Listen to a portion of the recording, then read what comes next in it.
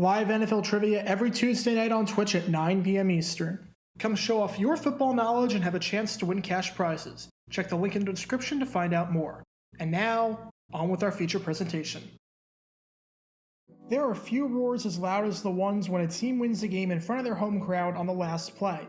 After a close contest, there's nothing quite like hearing the fans scream so loud that you can hear it on the broadcast, and celebrate with one another knowing that the game is over and their team came away victorious.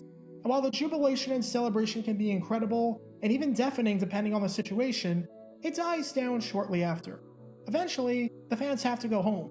Eventually, whether security or video messages mandate it, or whether fans are seen to get in their cars to catch other games or do other things or beat the traffic, the party ends. That is, except for one time.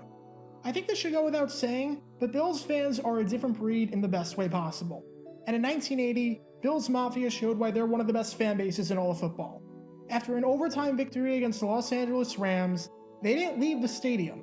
In fact, they stayed in their seats until the team came out well after the game ended to give them a curtain call. This is the story behind the time that a fan base demanded an encore. Before I talk about the moment, we need some context leading up to the game, because it will help us to understand why the fans did what they did. I think it's safe to say that the 1970s were a really rough decade for the Bills. Things got off to a bad start right away, when the team was contemplating a move to Seattle, which you can learn more about by clicking the card in the upper right corner. While that never happened, as they eventually moved out of the awful and dangerous War Memorial Stadium, the team performance wasn't giving fans much hope. Minus a few years, the team was consistently near the bottom of the league. A 3-10 season in 1970, a 1-13 season in 1971, a 2-12 season in 1976, a 3-11 season in 1977, the time they had the number one pick in the draft, and the player they chose wound up playing a grand total of 0 snaps for them, as Tom Cousineau decided that he was going to play for some more money in the CFL with the Montreal Alouettes. Every other team in the AFC East had something that the newest generation of fans could hang on to. The New York Jets had their win at Super Bowl III. The Baltimore Colts had their win at Super Bowl V and were consistently good during the mid-70s in the first few seasons under Ted Marchibroda. The New England Patriots had a division title in 1978 and entered the 1980 season with 4 straight seasons with a winning record. And the Miami Dolphins built a mini dynasty with their 2 Super Bowl wins and 3 consecutive Super Bowl appearances, and they were constantly atop the division. Buffalo, on the other hand, had nothing. From 1967 to 79, the Bills made the postseason just once, which was as a wild card in a game where they lost 32-14 to the Pittsburgh Steelers, and a game that was so ugly that Pittsburgh led by 4 possessions at the half. But in 1980, under former Rams head coach Chuck Knox, things were finally looking up. For the first time since the days of the American Football League, Buffalo was looking like a legitimate contender. They started the season 5-0 for the first time since 1964, and just the second time in franchise history. They had an incredible defense, led by great players such as Fred Smirlas, Jim Haslett, and Isaiah Robertson. And even though there was some drama on the team, notably when Robertson bit Haslett, because teammates biting each other was apparently a thing, the Bills were still formidable opponents. You can learn more about Bikey by clicking the card in the upper right corner. And in the home finale against the Los Angeles Rams, the fans were hoping that Buffalo's storybook season could continue. Safe to say, that's exactly what happened. December 7th, 1980. The Buffalo Bills are taking on the defending NFC champion, the Los Angeles Rams, in what would be the final home game played for the Bills, as their final 2 games against the Patriots and the 49ers would be on the road. To say that this game is a big one would be an understatement. In fact, it might be one of the biggest games in the entire league for the entire year. Both the Bills and Rams sit at 9-4. For Buffalo, they lead the AFC East by a game over the New England Patriots. A win here would go a long way to helping them clinch their first AFC East title in franchise history. For Los Angeles, they're currently holding on to the final wildcard spot, and they're only a game back of the Atlanta Falcons for first place in the NFC West. Both teams could really use a win here. The game was projected to be a close one, and Vegas had it as a pick'em. Safe to say, they were right on the money, as there was absolutely nothing separating these 2 teams during this fairly sloppy game. Nick Mickenmeyer missed 2 field goals. Neither team scored in the first quarter. Roosevelt Leaks, with a chance to punch it in at the goal line, fumbled the ball. Los Angeles turned it over 5 times. The top quarterback on the day, Joe Ferguson, had a passer rating of just 58.4. If there was ever a game dominated by defense and sloppy play, this was the one. However, the Bills and Rams did find the end zone once. Buffalo got on the board first in the third quarter after Steve Freeman returned a Pat Hayden interception 47 yards for a pick six. The Rams answered later after Mike Uman ran it in from 3 yards out. With that, we were heading into overtime. The Rams get the ball to start, but they're unable to get anything going, and they're forced to punt it away. A few runs by Joe Cribbs get Buffalo near midfield. They just needed that one play that was going to break the Rams back and get them in field goal range.